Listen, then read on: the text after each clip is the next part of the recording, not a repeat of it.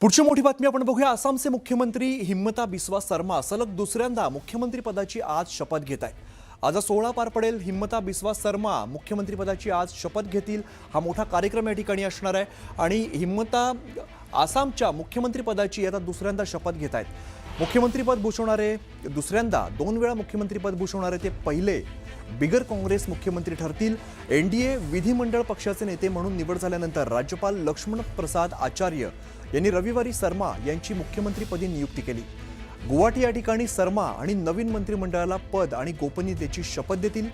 आसाममधील एनडीए सरकारचा हा सलग तिसरा कार्यकाळ असणार आणि भाजपाच्या नेतृत्वाखालील आघाडी 2016 मध्ये मुख्यमंत्री सर्बानंद सोनोवाल यांच्या नेतृत्वाखाली पहिल्यांदा सत्तेवरती आली, तर शर्मा 2021 मध्ये मुख्यमंत्री झाले।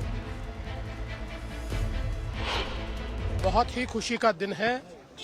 तीसरी बार असम में भारतीय जनता पार्टी की सरकार बन रही है और लोगों ने प्रधानमंत्री मोदी जी पर और हमारे जनप्रिय मुख्यमंत्री हिमंता बिस्वा शर्मा जी पर जो विश्वास दिखाया है उसके लिए मैं आसाम की जनता को प्रणाम करता हूं। और मेरा विश्वास है 10 वर्षों में जिस प्रकार से प्रधानमंत्री जी के नेतृत्व में आसाम बदला है, अब ये 5 साल उससे भी ज्यादा असम के विकास के 5 साल हो गए और देश के भी विकास में एक बहुत अहम भूमिका असम निभाएगा, ऐसा मेरा विश्वास है। प्रधानमंत्री नरेंद्र मोदीजी यांचं अभिनंदन करतो।